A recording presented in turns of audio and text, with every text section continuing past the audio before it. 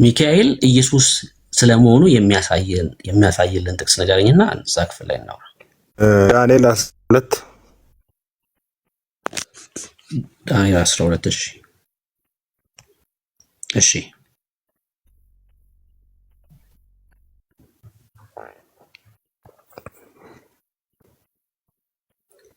ዳንኤል 12 እሺ ከከፈትከው ብታነብልኝ ደስ እኮ ቁጥር ስንት ላንብብልህ? ከአንድ ጀምሮ እዛች ጋር ያለችው። በዚያም ዘመን ስለ ሕዝብህ ልጆች የሚቆመው ታላቁ አለቃ ሚካኤል ይነሳል። ሕዝቡም ከሆነ ጀምሮ እስከዚያ ዘመን ድረስ እንደርሱ ያለ ያልሆነ የመከራ ዘመን ይሆናል። በዚያን ዘመን በመጽሐፍ ተጽፎ የተገኘው ሕዝብ ሁሉ እያንዳንዱ ይድናል። እሺ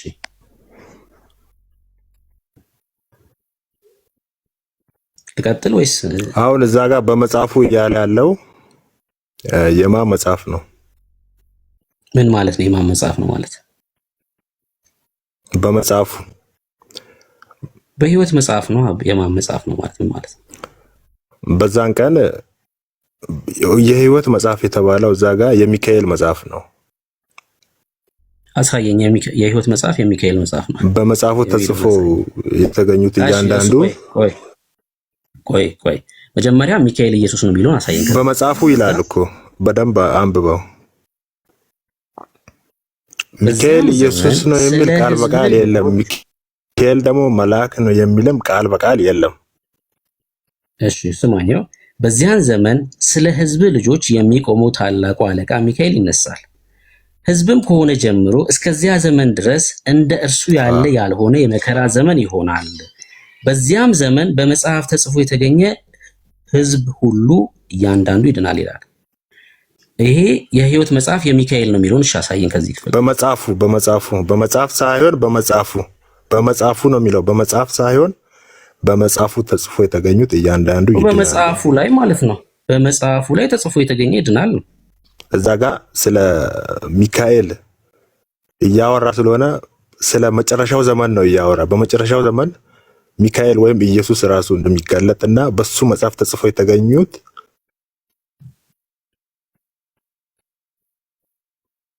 ጎበዜ። የኔ ጥያቄ ምንድነው? ይሄ የህይወት መጽሐፍ የሚካኤል ነው የሚለውን ከዚህ ክፍል ላይ አሳየኝ። አለክ ስለ ሚካኤል ነው የሚያወራው። በዛን ዘመን በመጨረሻው ዘመን ሚካኤል እንደሚነሳና በመጽሐፉ ተጽፎ የተገኙት እያንዳንዱ ይድናል። እሺ እንደዚህ ላርገሽ። ከመጀመሪያው ልጠይቅ፣ ስለማን ነው የሚቆመው ሚካኤል? ስለ ህዝብ። ስለ የትኛው ህዝብ?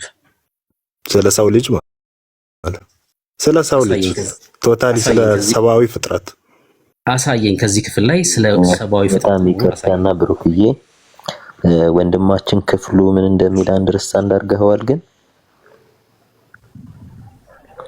በዚያ ዘመን ስለ ህዝብህ ልጆች የሚቆመው ነው የሚለው። ስለ ህዝብህ ነው አይደል የሚለው? ትክክል ነው። ያ ትክክል በዚያ ዘመን የሚለው ያው ስለ መጨረሻው ዘመን ከዳንኤል 8:7 ጀምሮ እሱን አይደለም ጥያቄና ህዝብህ የተባለው ማን ነው? ስለ ህዝብህ ልጆች ሲል ህዝብህ የተባለው እዚህ ጋር ማን ነው?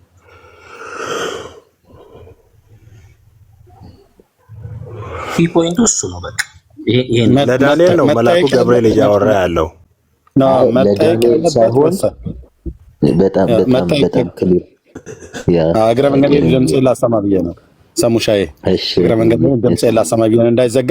ቀጥል ሰሙ። መጠየቅ ያለበት ወሳኝ ጥያቄ ነው ጠይቀው። ቀጥል ሰሙ። መጠየቅ ያለበት ወሳኝ ጥያቄ በጣም ግልጽ እንዲሆንልህ ተካ። በዚያ ዘመን ስለ ህዝብህ ልጆች የሚቆመው ታላቁ አለቃ ሚካኤል ይነሳል የሚለውና ህዝብህ የተባለው ማን ነው?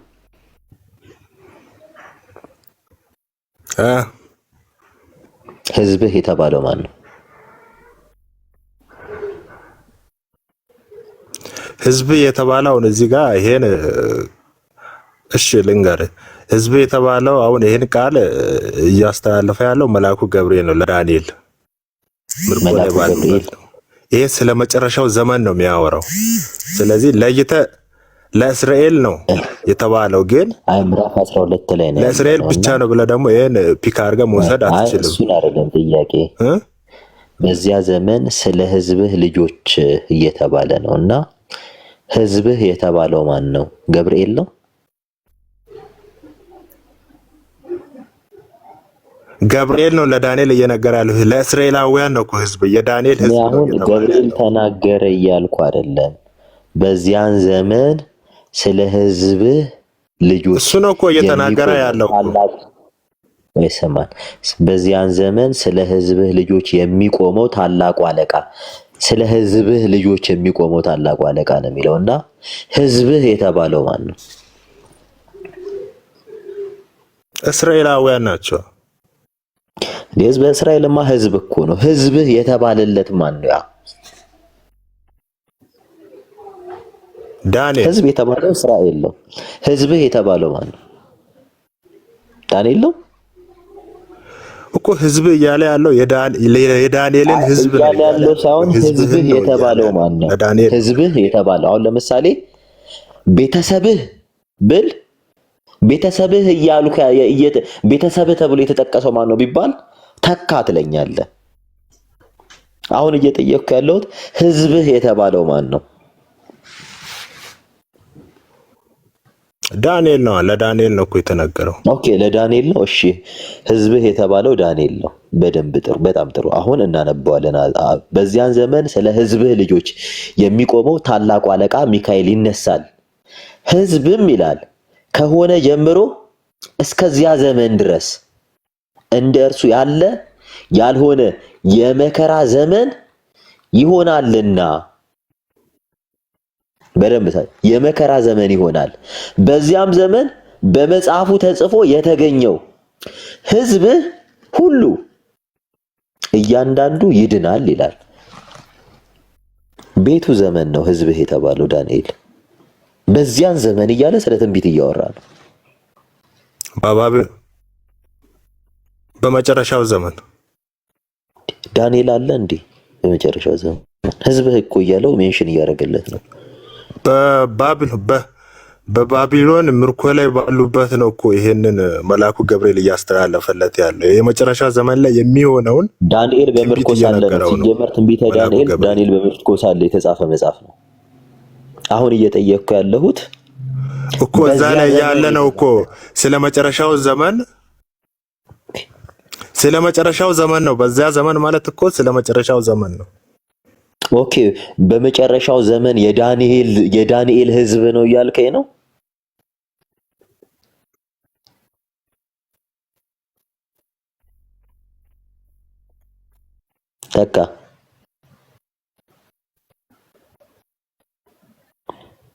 ተካ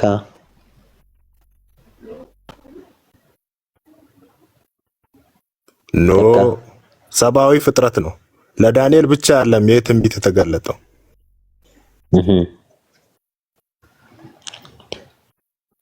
ሕዝብ የተባለው ዳንኤል ነው። ትንቢቱ የተነገረው ስለ ፍጻሜ ዘመን ነው እያልከን ነው። ሕዝብህ ተብሎ ኦኬ ለዳንኤል ሕዝብ የተባለው እስራኤላውያን ስለ ፍጻሜ ዘመን ነው። በደንብ ስማ። ቆይ ሕዝብ ለዳንኤል ካልከው ሕዝብ የተባለው በባቢሎን ምርኮ ያሉ እስራኤላውያን ናቸው።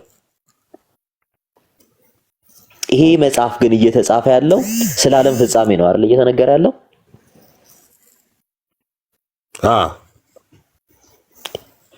የዓለም ፍጻሜ ላይ የዳንኤል ሕዝብ ነው እያልከን ነው። ዓለም ፍጻሜ ላይ የሚገለጠው ኖ አይደለም። አሁን ይኸውልህ ኢየሱስ ክርስቶስ ለእስራኤላውያን ብቻ አይደለም የመጣው። አሁን በእስራኤላውያን በኩል መጣ እንጂ ለእስራኤላውያን ብቻ አይደለም የመጣው። ይሄም የመጨረሻው ዘመን ለእስራኤላውያን ብቻ አይደለም። እኔ ስለ ኢየሱስ እኮ አይደለም የጠየቅኩ። መጀመሪያ ላይ ሕዝብህ የተባለው ማን ነው? አሁን ስለ እስራኤል ብቻ ነው ስላልክ ነው። ስለ እስራኤል ብቻ አይደለም። ቆይ እስኪ እሺ ወርደን እናነባዋለን። ሕዝብህ የተባለው ዳንኤል ነው አልከኝ። መጀመሪያ ገብርኤል ነው አልከኝ። ከዚያም በኋላ ዳንኤል ነው አልከኝ። ኖ ሕዝብ ወርደን እንጠይቅ። እሺ ወርደን እናንብበው በደንብ ስማ። በዚያን ዘመን በመጽሐፉ ተጽፎ የተገኘው እስራኤላውያን ናቸው። ለዳንኤል ማለት ነው። ለዳንኤል የተባለው ለሕዝብ እኮ አሁን ነው አይደለም። ኔትወርክ ቆራርጦ ይሆናል እንጂ ለሕዝብ እኮ በደንብ ስማኝ። አሁን ቀጥለን እናንብብ። በዚያ ዘመን በመጽሐፉ ተጽፎ የተገኘው ሕዝብህ ይላል። በደንብ ስማ።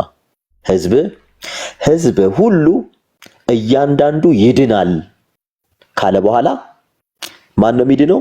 ሕዝብህ የተባለው ነው። በምድርም ትቢያ ውስጥ ካንቀላፉቱ ብዙዎች ይነቃሉ፣ እኩሌቶቹ ወደ ዘላለም ሕይወት፣ እኩሌቶቹም ወደ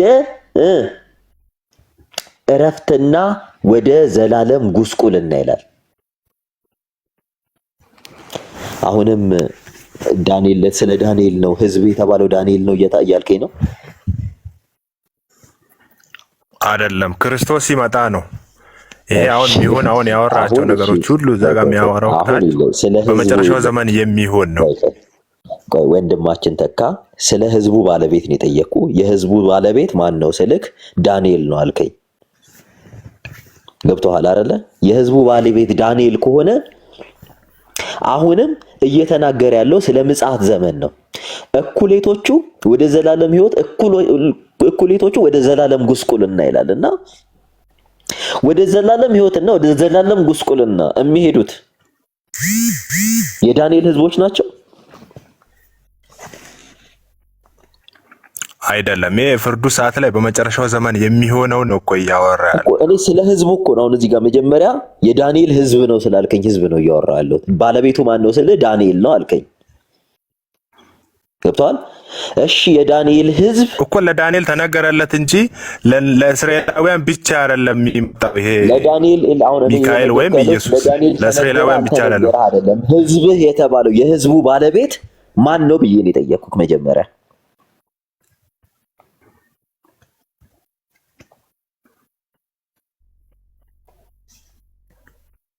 ተካ አቤት፣ ምን አልከኝ? ኔትወርክ።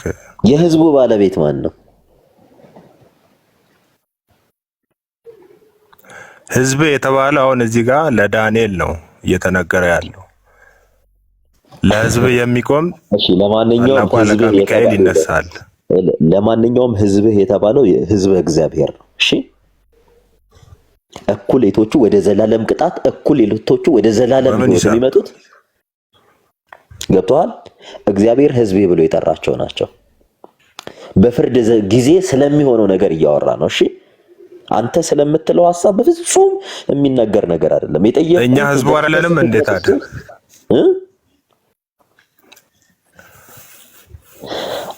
እኛ ሕዝቡ አይደለንም እኮ የእግዚአብሔር ሕዝብ ነን አይደል?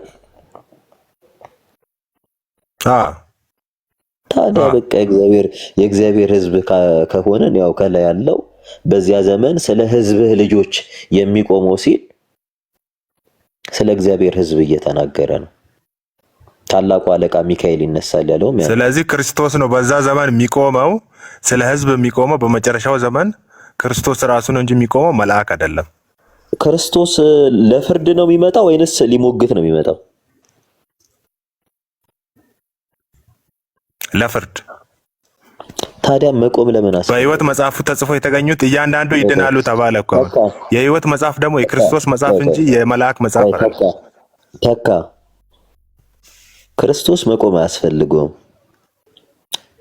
በፍርድ ወንበር ተቀምጦ ለምን የሕይወት መጽሐፍ እያለ እኮ ነው። የሕይወት መጽሐፍ የመልአክ ሳይሆን የክርስቶስ ነው የሕይወት መጽሐፍ።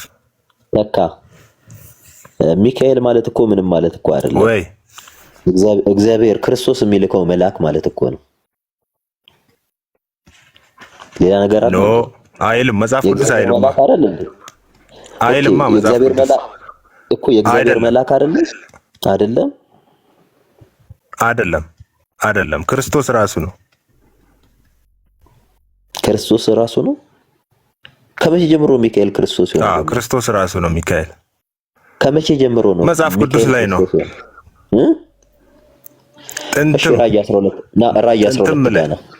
ራእይ 12 ጋር አለኝ። እሺ ክፈተው። እኔ መጽሐፍ ቅዱስ አልያዝኩም። መጽሐፍ ቅዱስ አልያዝኩም። እሺ ራእይ 12 እንገልጥልህና እሺ እንዲህ ይላል መጽሐፍ ቅዱስ ራእይ 12 እሺ ከቁጥር 10 ጀምሮ ላንብብልህ። እንዲህ ሲል ታላቅም ድምፅ በሰማይ ሰማሁ እንዲህ ሲል አሁን የአምላካችን ማዳን ኃይል መንግስትም የክርስቶስም ስልጣን ሆነ።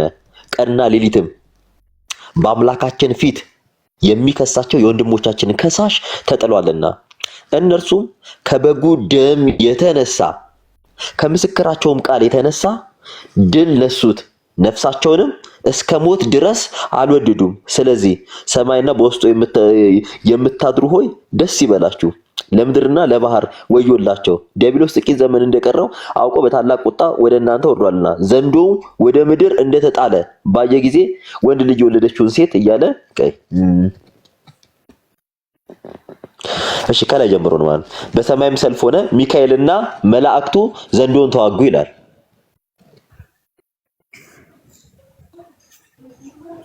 እዚህ ጋር ዘንዶውን የተዋጉት ሚካኤል የተባለው ኢየሱስ ነው። ሚካኤልን እየተባለው ኢየሱስ ነው። ኢየሱስና መልአኩ ዘንዶውን ተዋጉት። እንደዛ ነው ብለህ የምትተረጉመው? ሚካኤል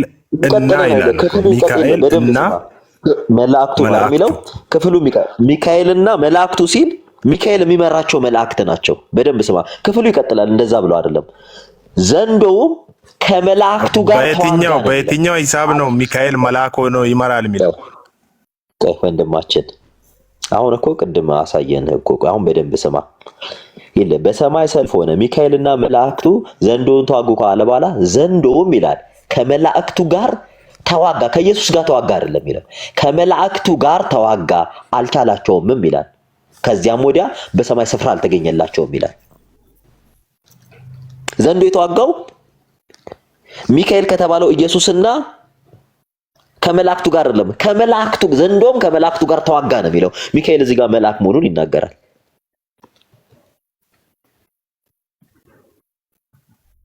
አይናገርም።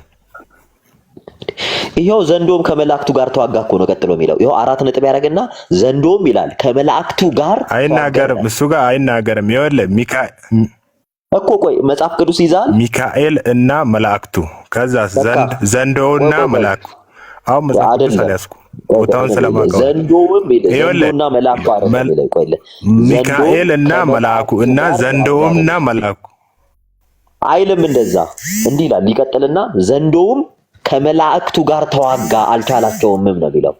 ከዚያም ወዲያ በሰማይ ስፍራ አልተገኘም። ተዋጋ አልተቻላቸውም እና ሚካኤልና መላእክቱ ነው የሚለው። እሱ እኮ ከላይ ጨረስ ነው። ስለዚህ አሁን እዚህ ጋር ሚካኤል መልአክ ስለመሆኑ የሚያሳይ ነገር የለውም። እዚህ ጋር እሺ፣ አንተ አሁን አልገባም። እሺ ሚካኤልና መላእክቱ ይላል እንጂ መልአኩን ለይቶታል። ተው አይ እንትን አላለም። ቆይ ይሁዳ መልእክት ጋር እንምጣ። እሺ የይሁዳ መልእክት ጋር እንግዲህ እዚህ እኔ ያላብራርተንልህ ካልገባ የይሁዳ እሺ ያዕቆብ ወንድም የይሁዳ መልእክት ግልጽ እንዲሆንልህ ነው። እንዲህ ይላል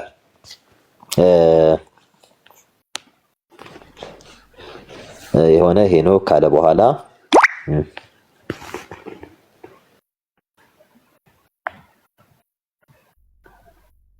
በደንብ ስማ። ከቁጥር 8 ጀምሮ ላንብብልህ። የይሁዳ መልእክት አንድ ምዕራፍ ነው ያለው። ከቁጥር 8 ጀምሮ እንዲሁም ይላል እነዚህ ሰዎች ደግሞ እያለሙ ስጋቸውን ያረክሳሉ፣ ጌትነትንም ይጥላሉ፣ ስልጣን ያላቸውንም ይሳደባሉ ካለ በኋላ የመላእክት አለቃ ሚካኤል ግን ከዲያብሎስ ጋር በተከራከረ ጊዜ ስለ ሙሴ ስጋ ሲነጋገር ጌታ ይገስጽ አለው እንጂ የስድብን ፍርድ ሊናገረው አልደፈረም ይላል። የመላእክት አለቃ ማለት ምን ማለት ነው? እስኪ አለቃ የሚለውን ፍታልን ተካ።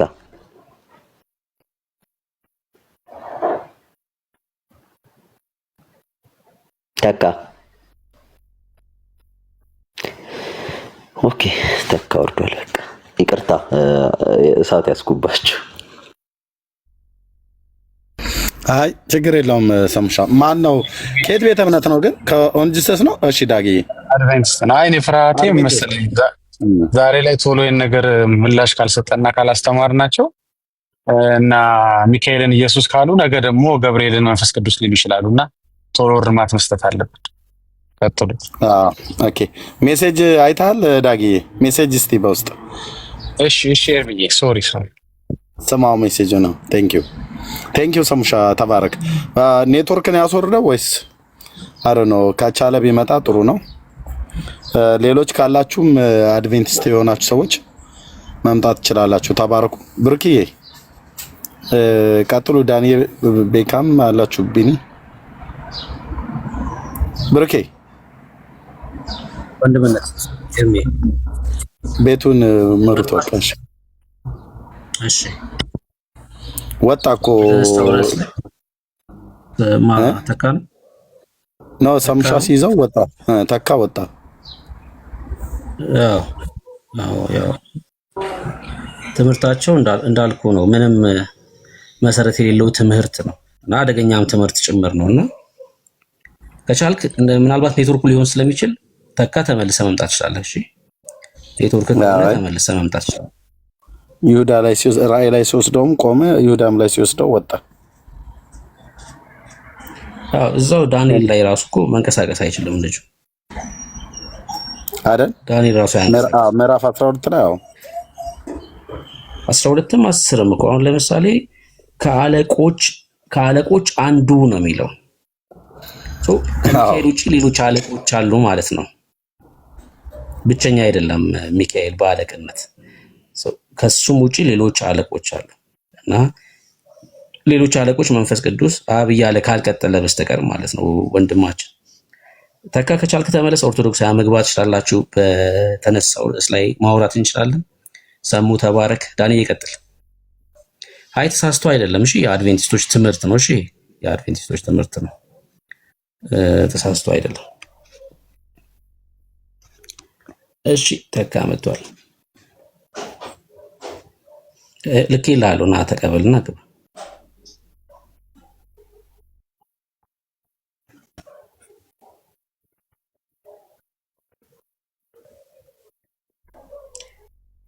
ተካ ተመለስ። ኔትወርክ ነው እያስወጣኝ ያለው። ኔትወርክ ፒዮ ነው እያስቸገረኝ ያለው። እሺ ሰሙ የጨርሱ ያነሳችሁትን ጥቅስ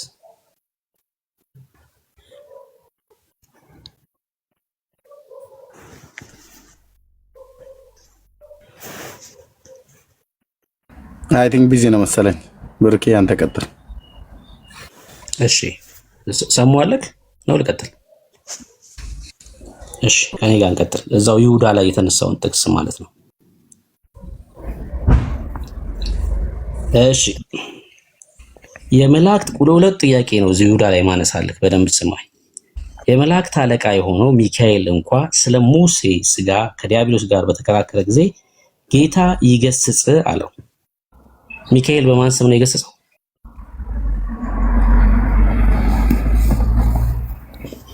በጌታ ስም።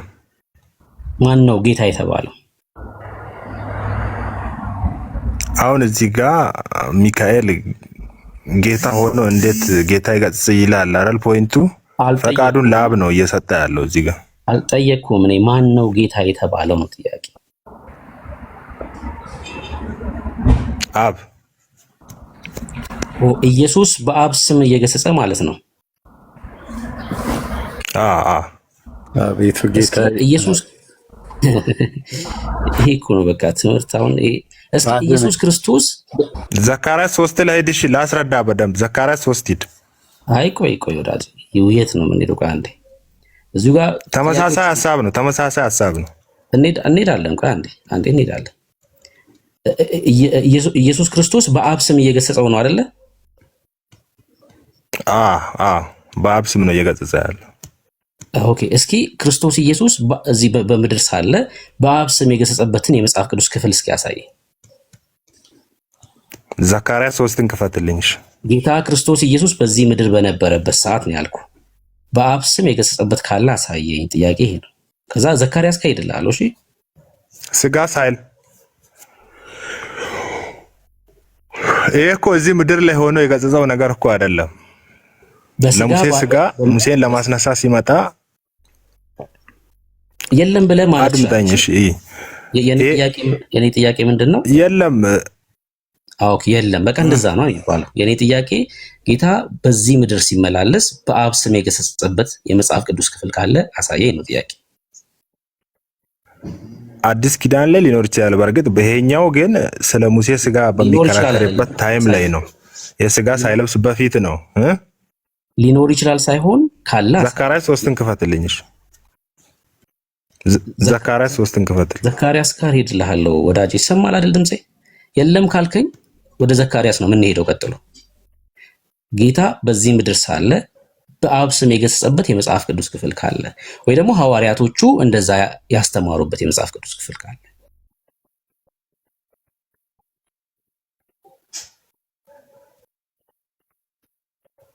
እሱን አዲስ ኪዳን ላይ አሁን እርግጠኛ አይደለሁም። እሺ እርግጠኛ አይደለም። እዚሁ ክፍል ላይ ለአብ ሲጸልይ ነበር። ክርስቶስ በስጋ ወራት እኮ ለአብም ሲጸልይ ነበር። እሱ ጥያቄ አይደለም፣ አልጠየኩም። እሱ ለአብ ጸልዩዋል አልጸለየም አይደለም። በአብ ስም የገሰጸበት ካለ ነው ጥያቄ። ለአብማ ጸልዩዋል፣ ወደ አብ ጸልዩዋል፣ ምንም ጥያቄ የለውም። ሁለተኛ ጥያቄ ከሚካኤል ውጭ ሌላ አለቃ አለ ወይስ የለም? እዚሁ ይሁዳ ላይ ላሳይ ስለፈለኩ ነው። መልአክ ሌላ አለቃ አለ ወይስ የለም? መልአክ ማለት ነው።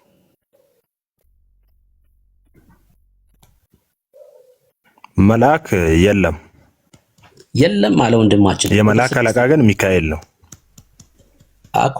ሌላ አለቃ አለ ወይ ከሚካኤል ውጪ መልአክ ሆኖ ነው ጥያቄ። መልአክ ሆኖ አለቃ የለም። የመልአክ አለቃ ራሱ ኢየሱስ ነው እኮ እያልኩ ያለሁት። የለም ማለት መልአክ ተብሎ አለቃ የለም። የለም። እሺ የለም። ይሁዳ 1:6 ፖስት አድርጉልኝ። ከዛ እኔ ደግሞ እዚህ ጋር አነብልሃለሁ፣ እነሱ ከታች ፖስት ያደርጉልሃል። መኖሪያቸውንም የተዉትን መኖሪያቸው የተዉትን እንጂ የራሳቸውን አለቅነት ያልጠበቁትን መላእክት በዘላለም እስራት ከጨለማ በታች እስከ ታላቁ ቀን ፍርድ ድረስ ጠብቋቸዋል ይላል። እዚህ ክፍል ላይ አለቅነታቸውን ያልጠበቁትን መላእክት እግዚአብሔር ለፍርድ ቀን እንደጠበቃቸው ይናገራል። እነዚህ አለቆች እነማን ናቸው? የወደቁት መላእክት ናቸው፣ ዲያብሎስን ጨምሮ። ከሚካኤል ውጭ ሌሎች አለቆች ነበሩ ማለት ነው። የመላእክት አለቆች ነበሩ ማለት ነው። ኖ እንደዛ አይደለም። ላንብብላ ኖ ከምትል አለቅነት የራሳቸውን አለቅነት ያልጠበቁትን ይላል። ያው አለቆች እንደነበሩ ግን ባለመጠበቃቸው ምክንያት ለፍርድ ቀን እንደጠበቃቸው ይናገራል። እና እነዚህ ለፍርድ ቀን የተጠበቁት አለቅነታቸውን ያልጠበቁት መላእክቶች እነማን ናቸው? ዲያብሎስ አልከኝ። ከሚካኤል ውጪ ሌላ አለቃ አለ ማለት ነው። እሱ ሲፈጠርም ዲያብሎስ ክሩቤል ሆኖ ነው የተፈጠረው። ያው አለቅነቱን ያንን ደግሞ እኔ ያልጠየኩም እንደዛ ጥያቄ። ይሄ እነዚህ አለቆች ጥያቄ ምንድነው? እነዚህ አለቆች ከሚካኤል ውጪ የሆኑ መላእክቶች ናቸው ወይስ አይደለም ነው?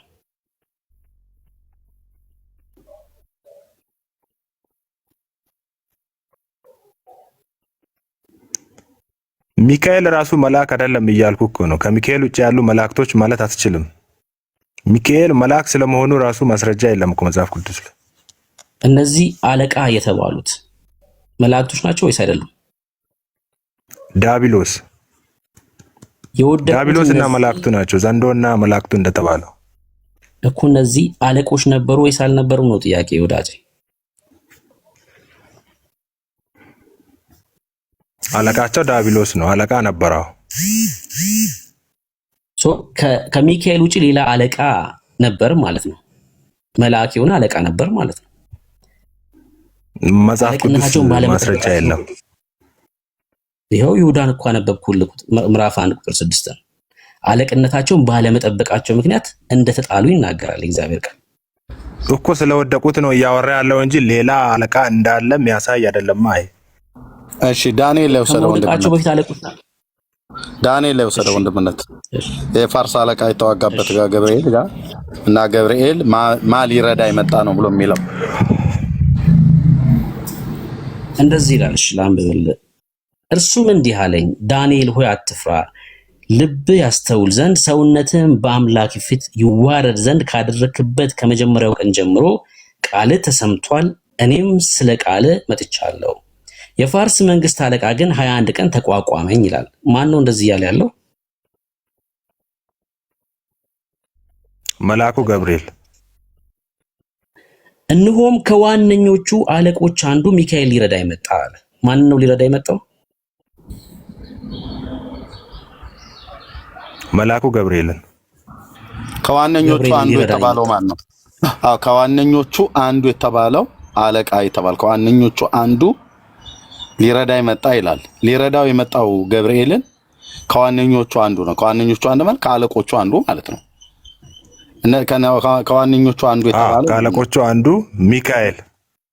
ያ ሚካኤል ኢየሱስ ነው ወይስ ከዋነኞቹ አንዱ ሚካኤል ሊረዳ መጣ? ኦኬ ያ ከዋነኞቹ አንዱ የተባለው ሚካኤል። አድምጠኝ። ከዋነኞቹ አንዱ የተባለው ኢየሱስ ነው አይደል? ስለዚህ ሌሎች ዋነኞች አሉ። ከነሱ መካከል ዋነኛው ደግሞ እሱ ነው። አንዱ ዋነኛ ማለት ነው። ዋነኛ የተባለው ምን ማለት ነው? አለቃ አብ ወልድ መንፈስ ቅዱስ።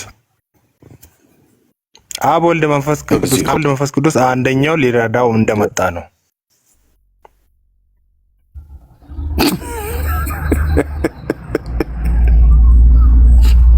ኖ መሳቅ አይደለም።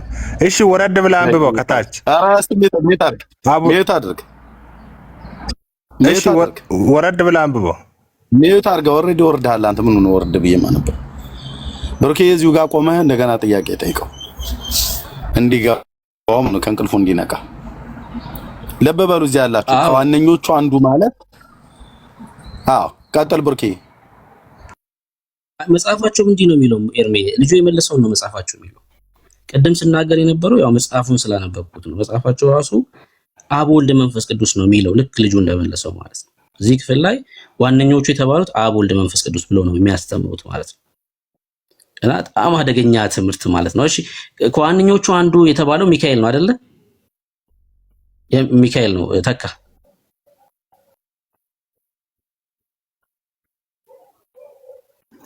ሚካኤል ነው። እሺ ሌላኛው አለቃስ ማን ነው ስሙ በዚህ ክፍል ላይ?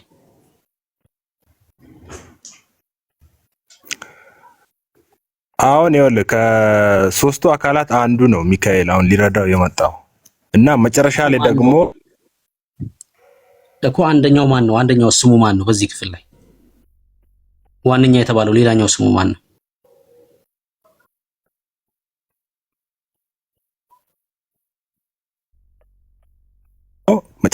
መጨረሻ ላይ ያለው ኔትወርክክ ነው አይደል? እየተቆራረጥክ ነው። አሁን ኔትወርኩ ስልክ ላይ ብቻ ሳይሆን አንተም ላይ ተጽዕኖ አምጥቷል። አንተንም እየቆራረጠህ ነው።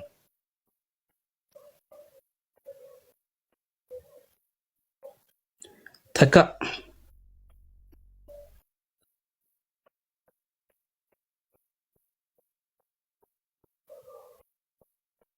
ኤርሚ ያለው አይደል? እኔ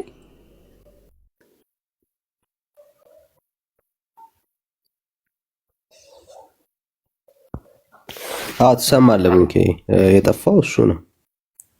እሺ ተነካው በዛው። ቀጥል ዳኒ።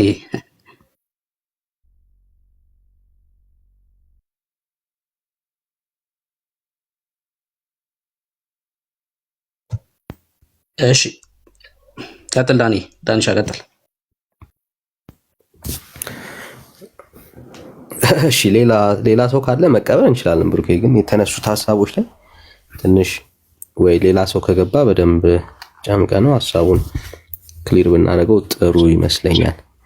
ሊረዳው መጣ ነገር ዳኒ ዳጊሻ ምን አልክ? አብ ሊረዳው መጣ። እርዱኝ እረዳቸዋለሁ። በዛም ወደዛም አድጓል እንዴ? ወይ ጌታ ኢየሱስ።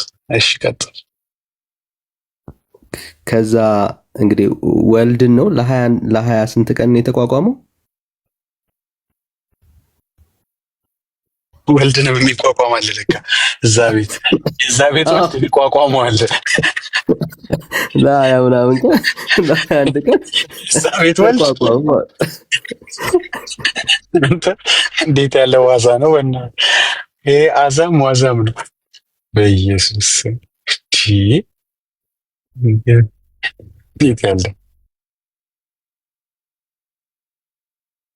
ባይዘ ጆቫ ዊትነስም እንደዚህ ነው የሚያምኑትና ሚካኤል ነው ብለው ነው የሚያምኑት። ያው መጨረሻ ላይ ያው ክርስቶስ ኢየሱስን ስለሚክድ ተናግሮታል። ቅድም እኮ ብሩክ ምራቅ እጃችሁ ላይ አድርጋችሁ እዚህ ላይ ድሮ ልጅ ሆነ እንደዛ እናደርግ ነበር እና አቦ ሰጥ ነው የሚባል ነገር አለ። አቦ ሰጥ፣ ተክልዬ ሰጥ፣ ጊዮርጊስ ሰጥ እያሉ ቀጠሉበት እነሱ።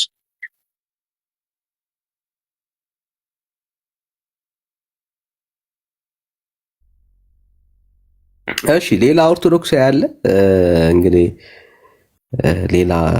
ሌላ ኦርቶዶክሳዊ ካለ እንቀበላለን፣ ወይ ደግሞ እንግዲህ የተነሳው ሐሳብ ላይ ሐሳብ መስጠት እችላለሁ የሚል ሌላም ቤተ እምነት ውስጥ ያለ ሰው ካለ ፕሊስ ዌልካም መቀበል እንችላለን። እንደዚህ አይነት የሐሰት ትምህርቶችን በእግዚአብሔር ቃል ላይ የተዋሹ ውሸቶችን ማጥራት ተገቢ ነውና እኔ ማስረጃ አለኝ ብሎ መሞገት የሚችል ሰው ካለ ሌላ አንድ ቁጥር ይጻፍልን ወይ ሪኩዌስት ይላክልን። ጋይስ ወገኖች እምነታችሁን ማታፍሩበት ካላችሁ ማለት ነው። እምነታችሁን ማታፍሩበት ሰዎች ካላችሁ ኮሜንት ላይ በጣም ስድቦች ምናምን እያየን ያለ ነው። ግድ የለም ከስድብ ይልቅ ግቡና ሐሳባችሁን እስቲ ንገሩን ጋይስ፣ ሐሳባችሁን ንገሩን፣ አካፍሉን። ይሄ ነገር በቤተ እምነቴ መሰረት ማስረጃ አለኝ የምትሉ ሰዎች ካላችሁ ማለት ነው። ወጣ እንደ ዳንዬ ልጁ አዎ ወንድምነት ምን አለ?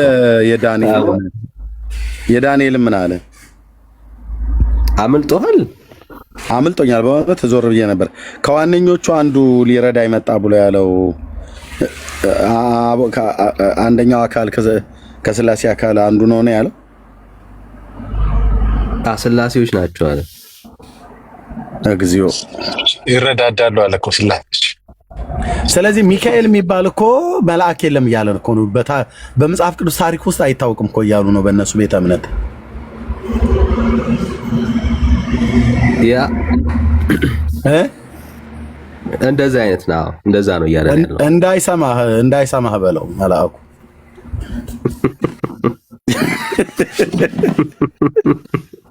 ኤግዚስት አያደርግም እኮ እያለን ነው።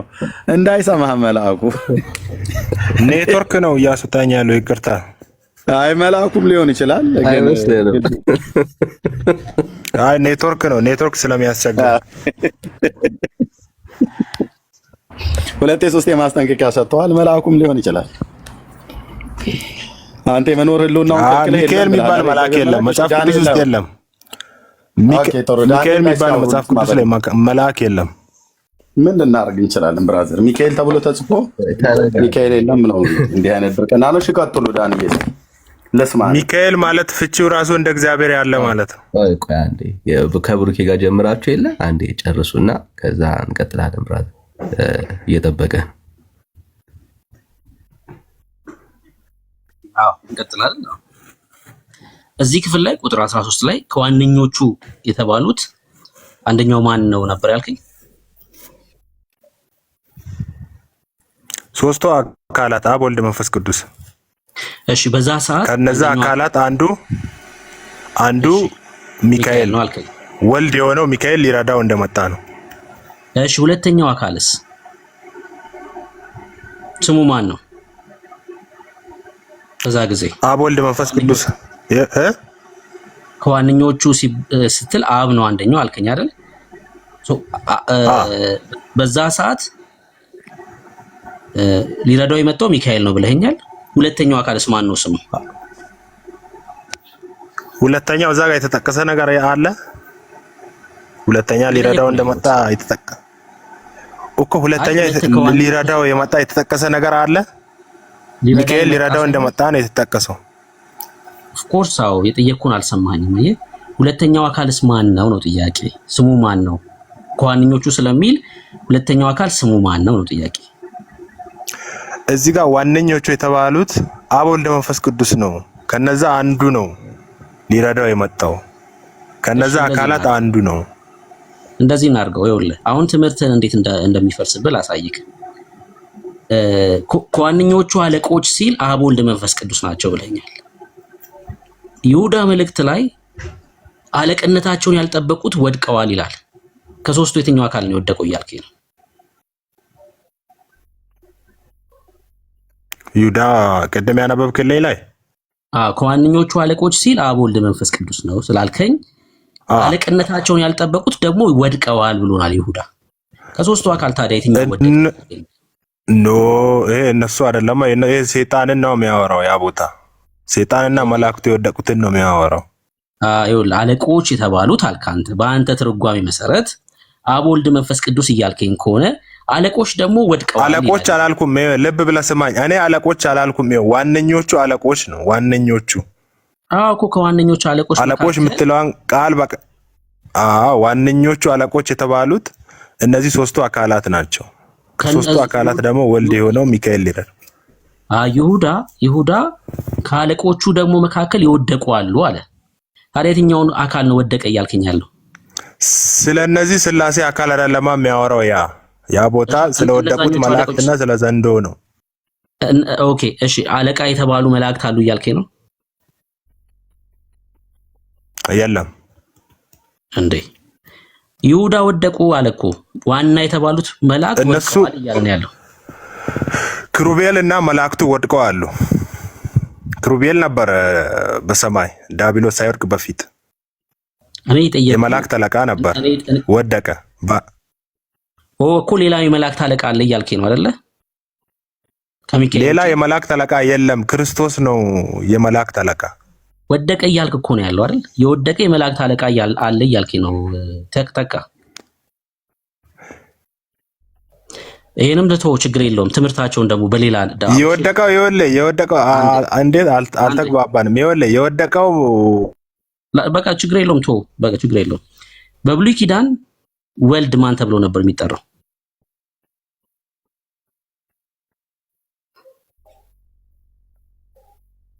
ተካ በላ እየጠበቅን እኮ ነው። ተካ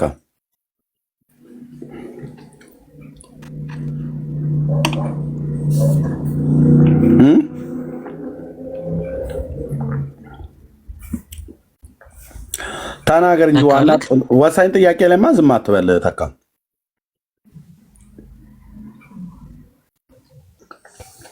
ኧረ ኔትወርኩ አይደለም ይኸው በሙሉ ፉል ነው የሚያሳየው፣ ቀይ እንኳን አያሳየው። ቀጥል ብሩኬ፣ እንዳትለቀው። በብሉይ ኪዳን ወልድ አልነበረም እንዳይል እንጂ ችግር የለም። አዎ ቀይ አንድም አያበራም ለኔ።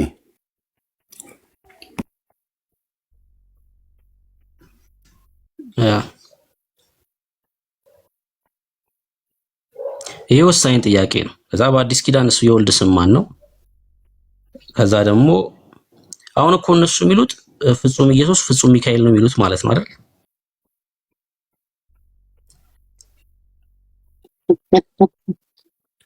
ታጊ በነገራችን ላይ ማን ነው ፍጹም ሰው ፍጹም መልአክ እንዳለ ታውቃለህ ዳጊ? በጌታስ ምን አመጣብን ብሩክ? ላሳይ ፍጹም ሰው በጣም ለነገሩ እውነትህን እኮ በጣም እየተለጠጠ የሚሄድ በጣም ወደ ትልቅ ስህተት ትምህርት ውስጥ የሚጨምር እንትን ነው እኮ ነው ታውቃለህ። ጫፏን አንዴ ስላስያዟቸው ማቆሚያ ወደ ሌለው ስህተት ትምህርት የሚከተል ነገር እኮ ነው። ማቆሚያ አይደለም በኢየሱስ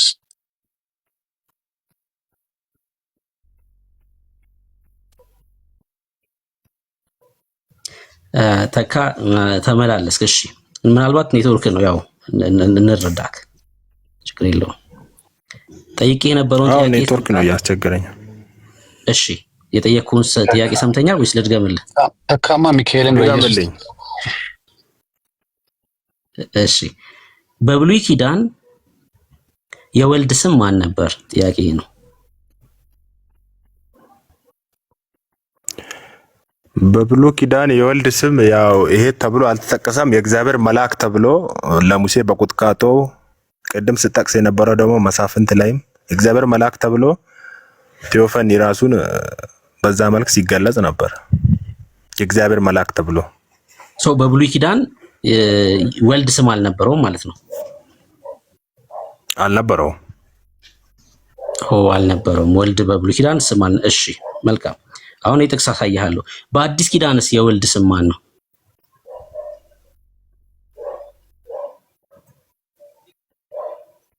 ኢየሱስ ነው። መልካም። ራእይ መጽሐፍ ላይ ቅድም ሰሙ ስለ ሚካኤል አንስቶልን ነበረ። ወደፊት ኢየሱስ ሚካኤል ይሆናል ተመልሶ?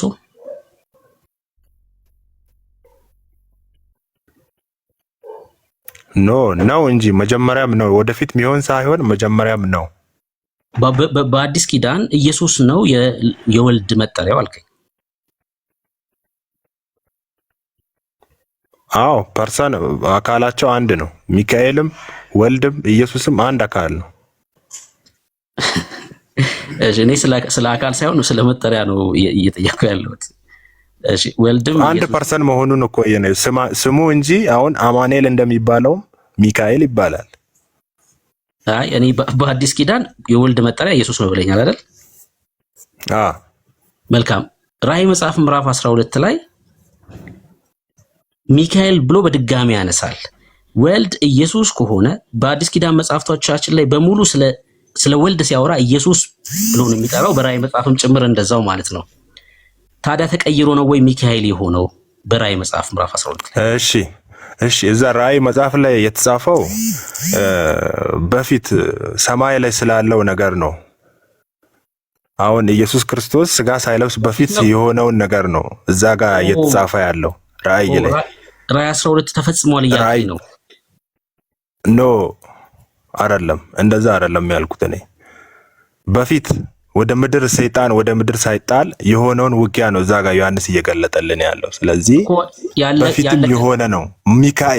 ሚካኤል ተብሎ አለ፣ በፊቱ ነው አለ። የኔ ጥያቄ ራዕይ መጽሐፍ የተፈጸመ ነው እያልከኝ ነው ምዕራፍ 12? ቆይ ኧረ ብርክዬ፣ አንደኛ እንደሱ ጥሩ። ልክ ኦኬ፣ ጋይድ ልክ ነው። የተፈጸመ ነው ማለት ነው። ጥሩ ጥያቄ፣ ልክ ነው። ተካ አቤት፣ አይሰማም? የተፈጸመ ነው ራዕይ መጽሐፍ ምዕራፍ 12 ላይ ያለው ታሪክ። አዎ ሚካኤል እና መላእክቱ ዘንዶን ተዋጉት ይላል። አዎ በሰማይ የሆነ ነው እኮ የተፈጸመ ነው። በሰማይማ ኦፍ ኮርስ በሰማይ ነው የሚለው ሰው የተፈጸመ ነው እያለን ነው። ያ ማለት ራዕይ መጽሐፍ ላይ ማለት በሰማይ የሆነ ነው። አይ እኔ በሰማይ የሆነ ነው አይደለም ጥያቄ። የተፈጸመ ነው ስለ አዎ ብለኸኛል። ያ ማለት እዛ ክፍል ላይ ማውራት አለብን ማለት ነው። እሺ ሴቲቱ 1000 ቁጥር 7 ላይ ያለውን ነው እንግዲህ ጠየቁ። ሴቲቱ 1000 ቆይ በ1954 ላድርገው በለመድ ነው። ሴቲቱም 1260 ቀን በዚያ እንዲመግቧት በእግዚአብሔር ተዘጋጅቶላት ወደ ነበረው ስፍራ ወደ በረሃ ሸሸች ይላል። መች ነው ይሄ የተፈጸመው? ተካ ቁጥር 6 እና ያነበብኩ ለዛው ክፍል ላይ ይሄ የተፈጸመው መች ነው? ክርስቶስ ካረገ በኋላ በክርስቲያኖች ስደት የተፈጸመ ነው። 1260 ቀን ሴቲቱ ክርስቲያኖች ሲሰደዱ ነበር። ሴቲቱ ማናት? ቤተ ክርስቲያን። ኦኬ 1200 አይርሜ ይቀጥልሽ። ብሩክ እኔ ቮሚት ሊያረገኝ ነው። ስራ መስራበት እንጂ ሰዎች ምንድነው? እንደናንተ እስራኤል አይደለችም። ቤተክርስቲያን ብለን ነው የምንረዳው። ቤተክርስቲያን ናት። እንድንጠላው ሊያደርገን ይሄ ሰውዬ የጌታን ቃል እንድንጠላው ኦኬ፣ እንደያዛችሁ ጀምሩ። እራሳችሁ ሁለታችሁ አውሩ። ብሩኬ ቆስቁሳችሁ ነካክታችሁ ጀምራችኋል። አስጨርሰው ምዕራፍ 12ን ብሩኬ። እሺ በጣም ጥሩ። አሁን ቤተክርስቲያን ናት አለን አይደለ ወንድማችን? ቤተክርስቲያን የሚል ንግግር ሲናገር ከፍ ብዬ የማንበብ ግዴታ ውስጥ ገባሁኝ። እርሷም ጸንሳ ነበር። ቤተክርስቲያን አይደል ተካ? ቁጥር 2 ነው ያነበብኩት።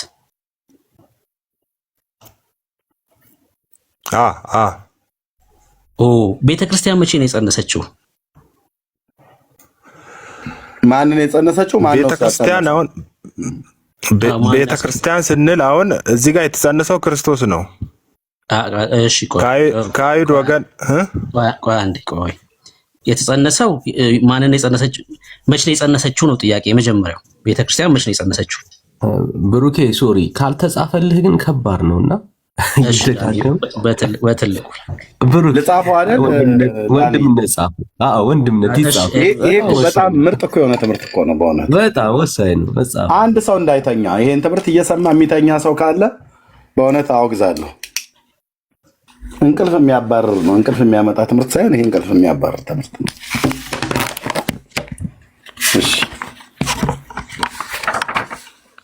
የጸነሰችዋ ቤተክርስቲያን ነች ነው አይደል ያለው። አጸናሹንና እንዴት እንዳጸነሳትም ጠይቀኛል ብርኪ።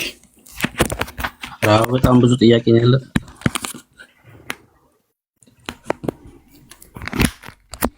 ኦኬ ትልቁ ላይ ልሆን ልገደር ነው። ኦኬ ወይ ቤተክርስቲያን ጸነሰ። እሺ የጸነሰችው ራዕይ 12 ነው። ልብ በሉ ራዕይ 12 የሚባለው ተብራራ ያለው የጸነሰችው ሴት ወንድማችን ቤተክርስቲያን ናት ብሎ ነው። እሺ ብርኬ ጥያቄን ቀጠል ነው ይጽፋለሁ። የምታወሩት መቼ ጸነሰች? ጥያቄው መቼ ጸነሰች ቤተክርስቲያን? እሺ ወንድማችን መልስ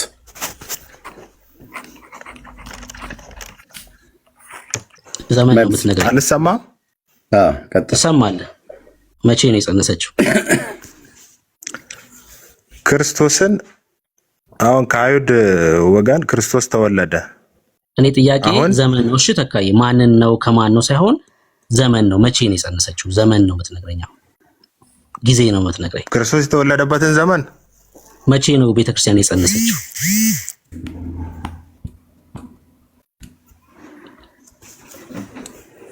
ክርስቶስ የተወለደበትን ዘመን ንገረኝ እያልክ ያለው? እኔ ቤተክርስቲያን ጸነሰች ስላልከኝ መቼ ነው የጸነሰችው ቤተክርስቲያን? ጊዜ ነው የምትነግረኝ ማለት ነው። ቤተክርስቲያን ማለት እኮ እኛው ራሳችን ነን እኮ። እኔ መቼ ጸነሰች ነው፣ ችግር የለውም። ትርጓሜው አያጣላኝም፣ ችግር የለውም። መቼ ጸነሰች ቤተክርስቲያን? እኛው ራሳችን ስለሆነ ቤተክርስቲያን እኛ እንደሆን ታዲያ የጸነስነው ብሩክዬ ክርስቶስን እሱ እንደሚለው እንደዛ አይደለም። ከእስራኤል ወገን ከአይሁድ ወገን መልስለት። እሺ ገብቶሃል ማለት ነው። ከገባ መልስለት። መቼ ማለት ጊዜን እንጂ ጸናሹን ተናገር አይደለም። የተጸነሰበትን ዘመን፣ ወራት፣ ቀን ተናገር ነው። ቴንክ ዩ። ድንቅ ትምህርት ነው። ማንም ሰው እንዳይተኛ። እሺ ጊዜውን ዓመተ ምሕረቱን ነው እሺ ዓመተ ምሕረት በ00 ግልጽ አድርጎ ነው የጸነሰችው። በ00 ነው የጸነሰችው ወይ ደግሞ በአራተኛው ኤዲ ነው የጸነሰችው ወይ ደግሞ በአራተኛው ቢሲ ነው የጸነሰችው፣ በሁለተኛው ቢሲ ነው የጸነሰችው፣ በሁለተኛው ኤዲ ነው የጸነሰችው። መቼ ነው የጸነሰችው ቤተክርስቲያን? ክርስቶስ የተወለደበት መች ነው? የግልጽ አታረጉልኝም? ያን አንተ ንገረኛ፣ መቼ ነው የጸነሰችው? እሺ ኦኬ፣ ክርስቶስ የተወለደበት ጊዜ። እሺ ክርስቶስ የተወለደበት ጊዜ አይደለ? እሺ ኤርሜ 65ኛው ሱባኤ አካባቢ በለው። 65ኛው ሱባኤ አላለም። ኦኬ እና ታዲያ መጽሐፍ ነው ያለበት። ምን እንደምታያራ ታዲያ ያለው 65ኛው ሱባኤ የለም ልትል ነው? ኦኬ አለ እኮ ሱባኤ 65ኛው ሱባኤ ጻፈውና ነገር ግን ማለት በ65ኛው ሱባኤ ላይ ቤተክርስቲያን ክርስቶስን ጸነሰች እያልከን ነው ወይስ መቼ ነው የተጸነሰው ክርስቶስ እያልከን ነው አባቴ? አይ ቆይ ቢናዬ፣ አሁን ክርስቶስ ጴጥሮስን ምን ብሎታል? በዚህ ቻለት ላይ ቤተክርስቲያንን እሰራለሁ ብሎታል። ቆይ ቤተክርስቲያን በልብልና አሁን የሆነ አንድ አዳራሽ አድርገን አንሳለው ቤተክርስቲያን እኛ ራሳችን። አይ እኛ ስለ አዳራሽ አናወራም። እሺ እኛ ክርስቲያኖች ነን። በቃ ችግር የለውም። በቃ ጌታ የተጸነሰው 65ኛው ሱባኤ ላይ ነው። አዎ እሱ 65ኛው ሱባኤ ላይ ነው አላልኩም። እዛ አካባቢ ላይ ነው ያልኩት። 65ኛው አካባቢ ላይ የተወለደበት አካባቢ ተቀብለናል። ተቀብለናል። አታስብ፣ ችግር የለውም። ቁጥሩ ትክክል እንኳን ባይወጣ ችግር የለውም። 65ኛው ሱባኤ አይደለ ቤተክርስቲያን ኢየሱስን የጸነሰችው? እሺ ቤተክርስቲያን ራሷ የተወለደችው መቼ ነው? እንግዲህ ለመጸነስ መወለድ ያስፈልጋል። ቤተክርስቲያን የተወለደችው መቼ ነው?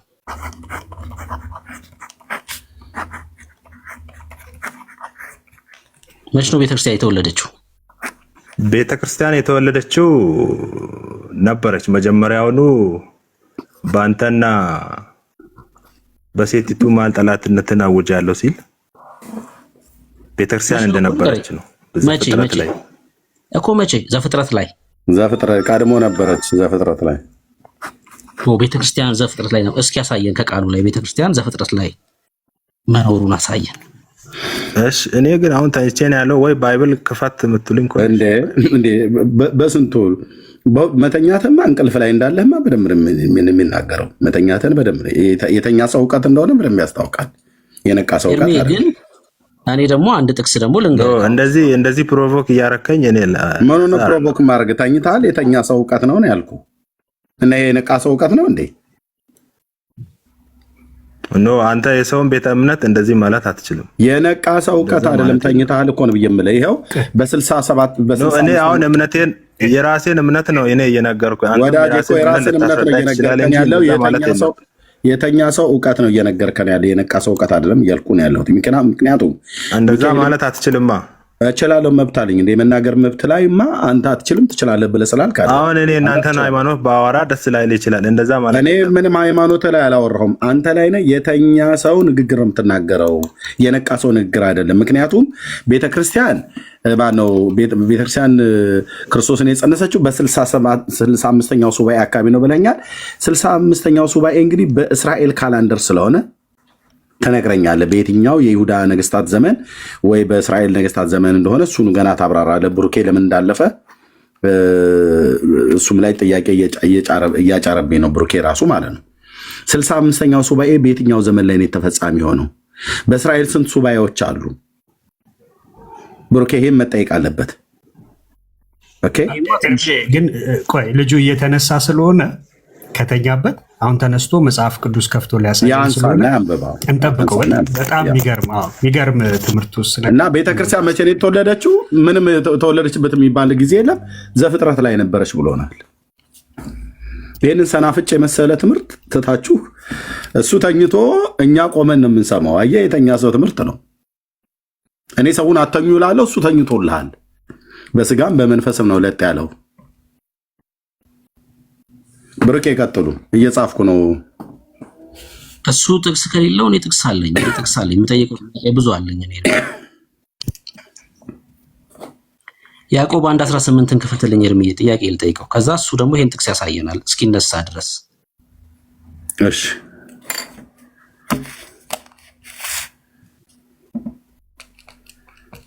በምን ቀን ይሄን ቤት የከፈትኩት?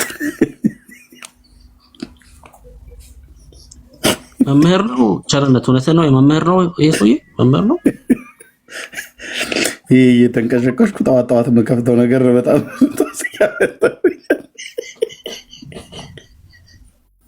በፍጥረት ታሪክ ሰምቼ የማላውቀውን ብሩክ እንዲህ አይነት ጦስ ሰብስበህ በጣም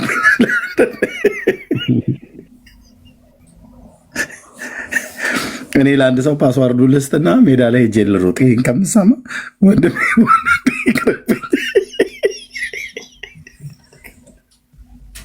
አቤቱ ቅዱስ ሚካኤል ሰይፍህን አታነሳም ወይ? በዚህ ቀን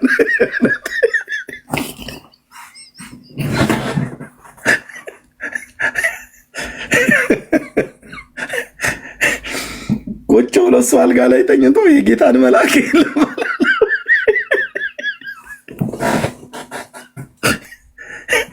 እኔማ ተማርኩ አይደለም እየምለው ተማረርኩ። ቮሚት ሊያደርገኝ እኮ ነው የቀረው። ምን አልነህ ግን ተካ በመድኃኒዓለም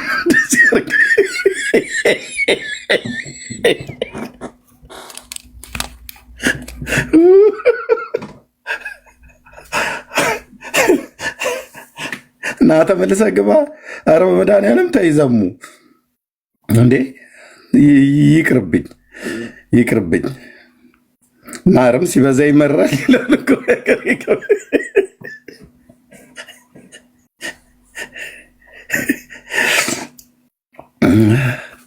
እኔ ግን የኦርቶዶክስ መልአኮች ሲመጡ ይቀስፋሉ ብላ ስትል ነበር። በዚህ ቀን ነበር መቅሰፍት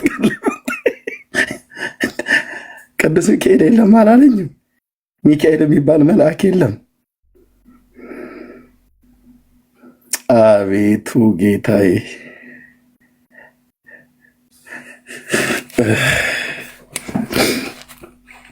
ያዕቆብን ብጠቅስለት ይሄም ያዕቆብ የሚባል የለም። ያዕቆብ ጨዋታ ነው ብሎ የሚል ብሩኬ፣ ሰውየው የዋዛ አይደለም።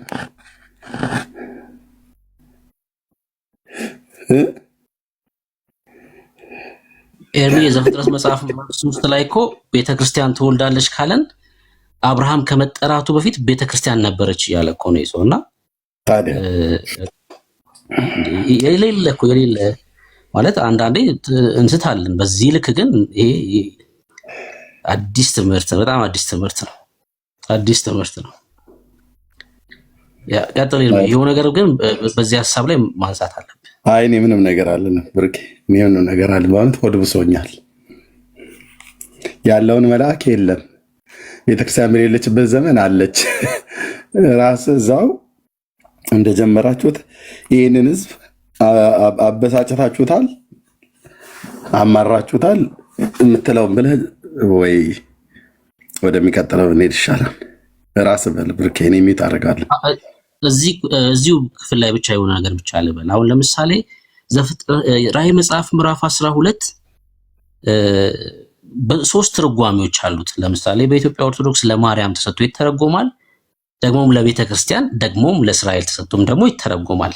እንግዲህ ሶስቱንም ትርጓሜ ሲነሳ ክፍሉ ለየትኛው ትርጓሜ ነው ተስማሚ የሚሆነው የሚለውን ነገር ማየት መቻል አለብን። የቀደሙት መጽሐፍት ምን ተናገሩ፣ ለሚነሱ ጥያቄዎችስ የትኛው ትርጉም ነው መልስ የሚመልሰው የሚለው መታየት መቻል አለበት። እንግዲህ ከቤተ ክርስቲያን ጋር ተያይዞ ሲተረጎም እዚህ ክፍል ላይ ከባድ የሚሆነው ቁጥር 2ን መተርጎም ነው። ምክንያቱም እርሷም ጸንሳ ነበር ይላል። ሰው ቤተክርስቲያን ጸንሳ ነበር የሚል ትርጓሜ ይይዛል። ከዛ ምጥም ተይዛ ልትወልድ ተጨንቃ ጮኸች ይላል። ማንን የወለደችው? ቤተክርስቲያን። ቤተክርስቲያን አሁን ኤርሚሻ እንደከፈተልን በያዕቆብ መጽሐፍ ምዕራፍ 1 ቁጥር 18 ላይ በእውነት ቃል አስቦ ወለደን ይላል እንጂ ቤተክርስቲያን ጌታን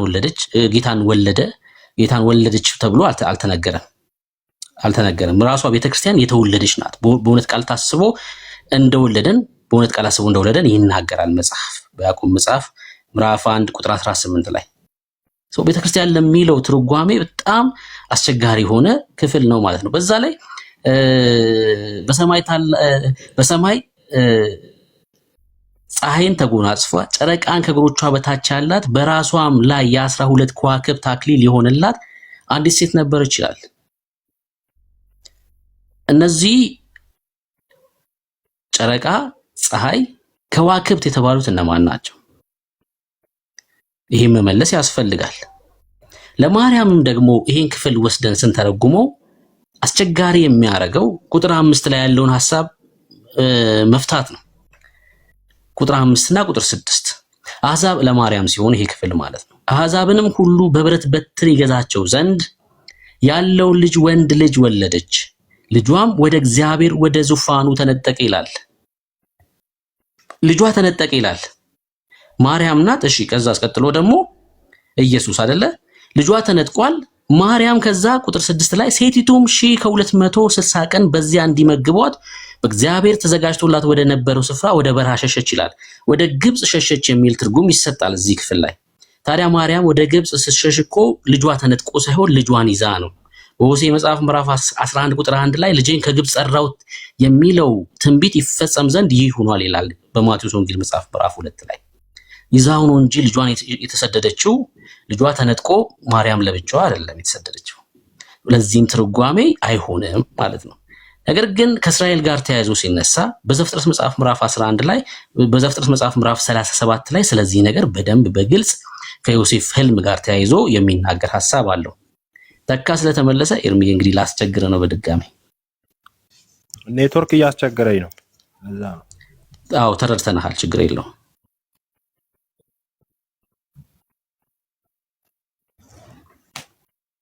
ኔትወርኩም አንዳንዴ እንደዚህ ያስተንፍሳል እንጂ ትንፋሽ ቋጣ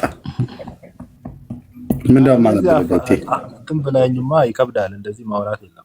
ተረጋጋ መንፈስ ነው። አንተን አይደለም የተናገርኩት። ምንድነው ብርኬ ማንበለ? እሺ ዘፍጥረት ያዕቆብ 1:18 አንብብልን። ያው ለፍጥረቱ የበኩራት አይነት እንድንሆን በእውነት ቃል አስቦ ወለደን። እሺ ተካ ይሄ ውልደት መቼ የሆነ ነው? ቅድም ዘፍጥረት መጽሐፍ ምዕራፍ 3 ላይ ቤተክርስቲያን ትወልዳለች ብለናል። ጥቅስ ስልክ ቆይ ልነሳ ስላልክ እስከዛ እስክትነሳ ያዕቆብ ለፍጥረቱ የበኩራት አይነት እንድንሆን በእውነት ቃል አስቦ ወለደን ይላል። ይሄ ውልደት መቼ የሆነ ነው? ያዕቆብ ስንት ነው? ምዕራፍ 1 ቁጥር 18።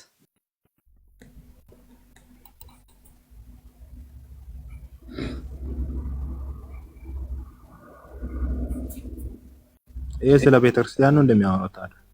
አይ ደስ ላለ ትርጓሜ ስለማን ነው የሚያወራው? ንገረን አንተ፣ ችግር የለውም። ቤተክርስቲያንም በለው ምንም በለው ንገረን አንተ። እና መቼ የሆነ ውልደት ነው? ቤተክርስቲያን ካልሆነ ደግሞ የምን ውልደት እንደሆነም ንገረን።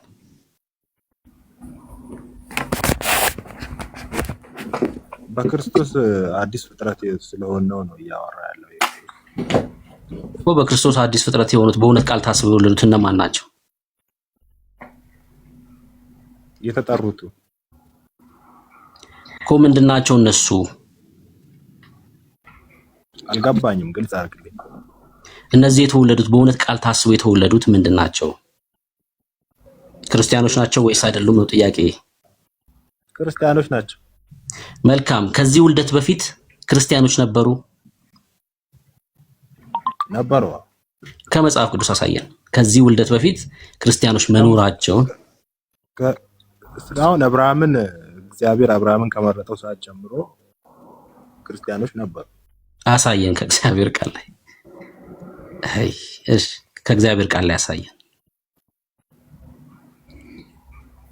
እሺ አብርሃምን ከጣዖት ከሚያመልኩት ሀገር ተነስና ወደማሳይ ምድር ያለው ሰዓት እኮ ጥቅስ ንገረንና እዚህ ክፍል ላይ ብለህ ክርስቲያኖች እንደነበሩ አሁን የዘፍጥረት መጽሐፍ ምዕራፍ ስንት ጋር ሄደን እንድንከፍትልን ነው የምፈልገው።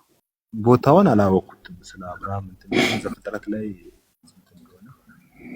ምዕራፍ 12 ምዕራፍ 11 ምን ጋር እንክፈትልን?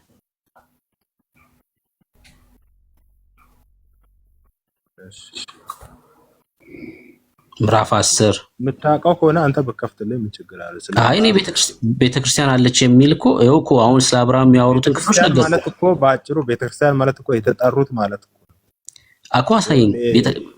ቤተክርስቲያን ነው ተጠርተው የወጡ ማለት። ስለዚህ ተጠርቶ የወጣው አብርሃም አንዱ ነው። የክርስትና ወይም ጅማሮ በርሱ ነው እኮ። አሳየና ከእግዚአብሔር ቃል ላይ አሳየን። ስለ አብርሃም ታሪክ እያወራው እኮ ጥቅሱን ንገረን እኮ ነው ያልኩት። ተካ ይሰማው ቦታውን አላወኩም ማለት ታዲያ በምን እንተባበረ? ቦታውን ካላወቅ ታወቅ በከፍተልኝ ሞር አሪፍ ነው። እሺ ክርስቶስ ኢየሱስ በማቴዎስ ወንጌል መጽሐፍ ምዕራፍ 16 ላይ አንዴ ላንብብልህና እጠይቅህ። እንደዚህ ይላል፣ እናንተስ እኔን ማን እንደሆንኩ ትላላችሁ አላቸው። ስምዖን ጴጥሮስም መልሶ አንተ ክርስቶስ የሕያው እግዚአብሔር ልጅ ነህ አለው። ኢየሱስም መልሶ እንዲህ አለው፣ የዮና ልጅ ስምዖን ሆይ በሰማያት ያለው አባቴ እንጂ ስጋና ደም ይህን አልገለጠልህምና ብፁዕ ነህ። እኔም እልሃለሁ አንተ ጴጥሮስ ነህ፣ በዚህች ዓለት ላይ ቤተክርስቲያንን እሰራለሁ አለ፣ የገሃነምም ደጆች አይችሏትም። ከዚህ የቤተክርስቲያን ምስረታ በፊት ሌላ ቤተክርስቲያን ነበር? አሁን ቤተክርስቲያን ማለት ራሱ ነበር ወይ ነው ጥያቄ ወዳጄ። ነበር ወይ? ነበሩ እኮ አሳየን። ከእግዚአብሔር ነበሩ እያልክ ስለሆነ አሳየን ከእግዚአብሔር ቃል ላይ በጥቅስ። ይሄው አብርሃምን ጠራው እኮ እግዚአብሔር። ወዳጄ እኔ አብርሃምን አልጠራውም አላልኩም። ጥቅስ ንገረንና ይሄው እዚህ ክፍል ላይ ቤተክርስቲያን ነበር ጌታ ራሱ መሰረታለሁ እያለ። እንደዛ ከሆነ አሁን እኔ ሬዲ አይደለሁም በዚህ ላይ ለማውራት። ሬዲ ስትሆን ነው መምጣት ያለብህ ወዳጄ። በቃ እንደዛ ሬዲ ስላልሆንኩ አሁን እኔ ቦታውን ከፈትልኝ ካልከኝ እኔ አሁን ተይችን ያለው እንዳልከፍት እንዴት እናምናለን ታዲያ? የአንተ ሐሳብ መጽሐፍ ቅዱሳዊ መሆኑን ልታሳየን ነው የሚገባው።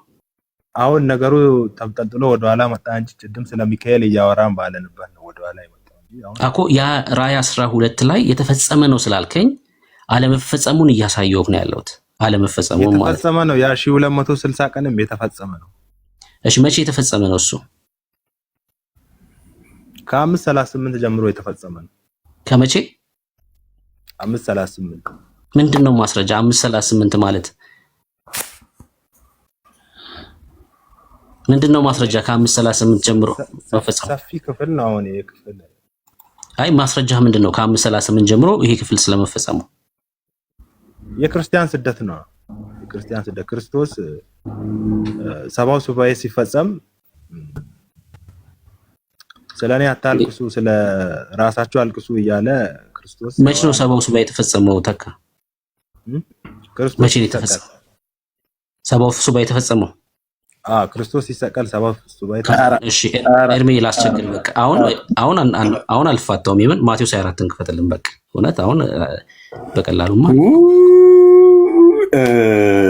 ሰው በዚህ ነው ያለ ክራስን ለማሰደብ አንተ ትመጣለህ። አንተ አታፍርም እንዴ? በእውነት አሁን በቃ አሁን ነው ብሩኬ ሰባው ሱባኤ የተፈጸመ ነው በል አሁን ስርዓት ያዝ። ምን አይነት ህዝብ ነው በክርስቶስ?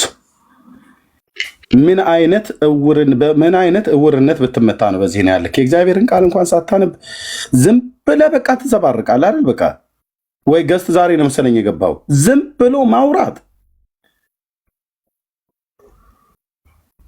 ይሄ የምድሪቱ ቁጥር 1 መሀይም ነው። ቁጥር 1 ያላነበበ እንዲሁ ከእናቱ ማህፀን የወጣ መሀይም ማለት ነው። ይቅርታ አድርጉልኝ። ምንም ስድብ ሚዩት አድርግ። ከዚህ በኋላ ማይክ እንዳከፍት እሺ። እኔ ስፈቅድልህ የምከፍተው በአምላካችን ቃል ላይ ነው የምትቀልደው እሺ። የኢትዮጵያ ቁጥር 1 መሀይም ማለት ይሄ ሰው ነው። ግለጥ ይለዋል፣ ተኝቻለሁ ይላል። ልክ ነው። መተኛቱ በነፍስም በስጋ ምን ይተኛው? የሚያወራውን ሚካኤል የለም ይላል። ቤተክርስቲያን በሌለችበት ዘመን ዘፍጥረት መጽሐፍ ላይ ያለች ይላል። ቤተክርስቲያን ተናገር ተብሎ ሲባል አብርሃምን ጠርቶ ተወጣ ይላል። የራእይ መጽሐፍ የተፈጸመ መጽሐፍት ነው ይላል። አሁን ለዚህ ምን ማቴዎስ 24ን ተክሰለታል ወንድምነት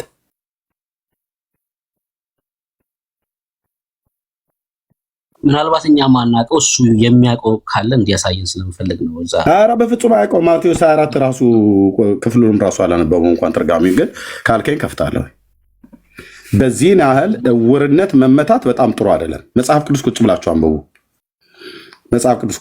አንብቡ። እሺ የአምላክ ቃል ላይ እንደዚህ ዝም ብለህ የእንቅልፍ ማሳለፊያ አይደለም፣ ነውረኝነት ካልሆነ በስተቀር ማለት ነው። አሁን አልታገሰህም። ኦኬ ይሄ የኔም ያንተም ዝም ብሎ ቅርሻታችን የምናቀርሽበት ልጋጋችን የምንጠርግበት ቃል አይደለም። ይሄ ክቡር የሆነ የእግዚአብሔር ቃል ነው። የሰውን ሕይወት ዴስቲኒ የሚለውጥ ባለቤት ያለው ባለቤቱም እግዚአብሔር የሆነ ለሕዝቡ ስንናገር በአግባቡ ልናደርስ የሚገባ የእግዚአብሔር ቃል ነው። ኦኬ እንዲህ አይነት ነውረኝነት ሁለተኛ እንዳይለመድ እሺ። በእግዚአብሔር ቃል ላይ እኔም እንደዚህ ከነወርኩኝ እንዳይለመደኝ፣ ብርኬም እንደዚሁ ካደረገ ማለት ነው። በጣም ነውረኝነት ነው። እናትህ መንደር ላይ ቡና ጠጡ ብላ እንደላከችው ወሬ ዝም ብለህ ሄደህ የምታወራው አይደለም። በደንብ ልታጠናው የሚገባ ታገስነህ እስካሁን በደንብ ልታጠናው የሚገባ በደንብ ስለምትናገረው ነገር እርግጡን ልታውቅ ይገባል።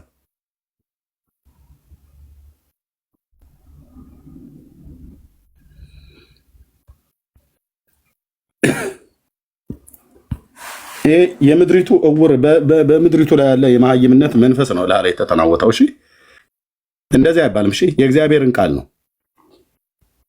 ከፈለክ እዛው በተኛበት ብርድ ልብስ ውስጥ ተጠቅለተኛ ውረድና ከዚህ ማለት ነው። ሁለተኛ ከዚህ በኋላ በእግዚአብሔር ቃል ላይ እኔ ፊት እንዳትቀልድ እሺ። ብልግና ይባላል። ኦኬ አላዋቂነት ብልግና ይባላል በባህላችን እንኳን ሲነገር። የተጻፈን ቃል እየካድክ እንደፈለግ የምታወራው አይደለም። እንደውም ውረድ ከዚህ በኋላ እዚህ አትመጣም። ታች ወርደህ ቁጭ ብለህ ተማር። አንተ እንኳን ለማስተማር አይደለም ለመጠየቅም ራሱ እንኳን አልበቃም። ልካችሁ ይሄ ነው። አንዳንዶች ልካችሁ ሊነገር ይገባል። ስንቱን የረገጠው ወንድሞች እናቶች ደግሞ እንደሚያቅሰው ነው። አላቅም ብሎ አይልም፣ እንደሚያቅሰው ነው የሚከራከረው።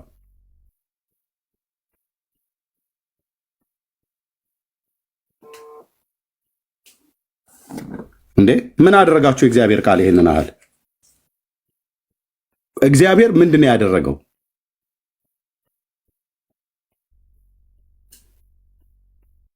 የጌታ ጥፋቱ ምንድን ነው? ይሄንን ያህል እንደዚህ የተናገረውን ቃል በባሪያዎቹ በነቢያት በሐዋርያት የተነገረን ቃል እንደዚህ ቀድሞ እንደሚሰሙ ጠየቀው። አንዱንም አይመልስም። ብሩኬ እስካሁን ያዘው አንዱንም በረባ መረጃ አይመልስም። ተኝተሃል፣ አንተ የምትተኛ ንቃ ተብሏል። ክርስቶስም ያበራልሃል ተብሎ ስለተጻፈ ከተኛበት ንቃ። ክርስቶስ ደግሞ የሚያበራልህ በክብሩ ወንጌል ብርሃን ነው። ያ ደግሞ በልብ ባለ ጨለማ ላይ ብርሃን ይብራ ብሎ ሲል ነው። ያም ደግሞ የሚሆንልህ የእግዚአብሔርን ቃል ወይ ቁጭ ብለህ በአግባብ ስታነብ ነው፣ ወይ ያነበቡ ሰዎች ሲያስተምሩ ስትሰማና በቅን ልብ ስትቀበል ነው። አዎ በስጋ ብቻ አይደለም የተኛው፣ በመንፈስ ለሽ ያለ እንቅልፍ ላይ ሆነህ በጨለማ ውስጥ ስለተኛህ የጨለማ ሀሳብ ነው የምትነግረን በሙሉ። ኢየሱስን የጸነሰችው ቤተክርስቲያን ነች አልከን። ቤተክርስቲያን የነበረችው መቼ ነው የተሰረቱት? በ65ኛው ሱባኤ ነው የጸነሰችው አልክ። 65ኛው ሱባኤ ወንድሞችና እህቶች ቢገባችሁ ክርስቶስ ሳይወለድ በፊት የነበረው ሱባኤ ነው። እሱ በ69ኛው ሱባኤ ላይ ነው የሞተው ጌታ ማለት ነው። በ62 7 ማለት ሱባኤው 69ኛው ሱባኤ ማለት ነው። 70ኛው ሱባኤ ተፈጽሟል አለ። ገና እኮ አልተነካም። 70ኛው ሱባኤ አንድ አልገባንበትም ገና። ቤተክርስቲያን መቼ ነው የተወለደችው ብለህ ስትለው ዘፍጥረት ላይ ቀድሞም ነበረች። ቅዱስ ሚካኤል የመላእክት አለቃ ይባል ነው። ሚካኤል የሚባል መልአክ የለም በመጽሐፍ ቅዱስ አይናገርም።